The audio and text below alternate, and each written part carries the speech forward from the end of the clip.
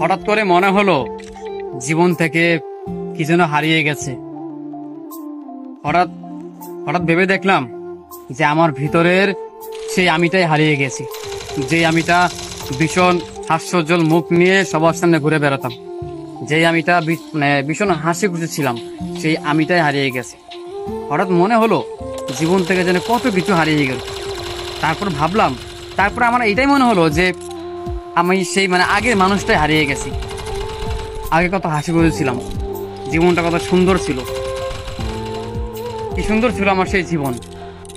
আফসোস, আমার কষ্ট হয় ভীষণ যে এখন আমার জীবনটা কি হয়ে গেল। প্রত্যেকটা দিন আমি চিন্তায় থাকি, প্রত্যেকটা রাতে আমার ঘুম হয় না। কি জীবন চেয়েছিলাম, আমার কি জীবন হয়ে গেল। এই জীবনে তো এত কষ্ট পাবার কথা ছিল না।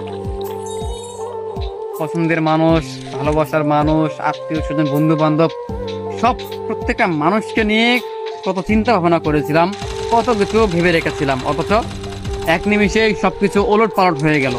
কখনো ভাবতেই পারিনি যে আমার জীবনটা এমন হয়ে যাবে। এত আশা ভরসা করেছিলাম, সব ভেঙে গেল। এখন আমি একেবারে শূন্য বিচ্ছিন্ন হয়ে গেছি। এখন কোনো কিছুতেই যেন আর মন খারাপ হয় না, কারণ ভিতরটা একেবারে পুরো ছাই হয়ে গিয়েছে। আমার এই মন এখন হয়তো পাথর হয়ে গিয়েছে, কোনো ইমোশন কাজ করে না, বা কাউকে দেখলে মায়া লাগে না, কাউকে ভালোবাসতে ইচ্ছা জাগে না, নিজের টেক কেয়ার করতে ইচ্ছা জাগে না।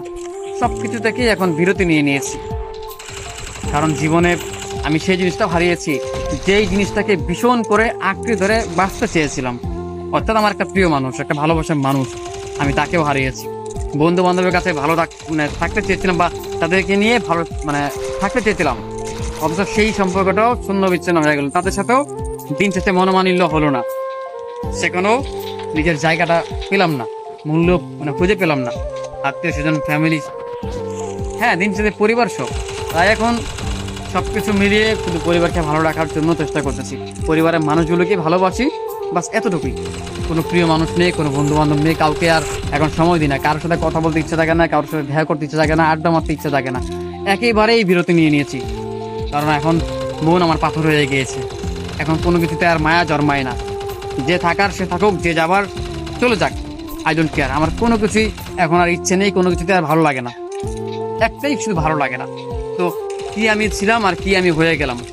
আসলে আগের সেই আমিটা ভীষণ ভালো ছিলাম, আমার হাস্যোজ্জ্বল জীবনটা খুব সুন্দর ছিল। কখনো ভাবতে পারিনি এমনটা হয়ে যাবে।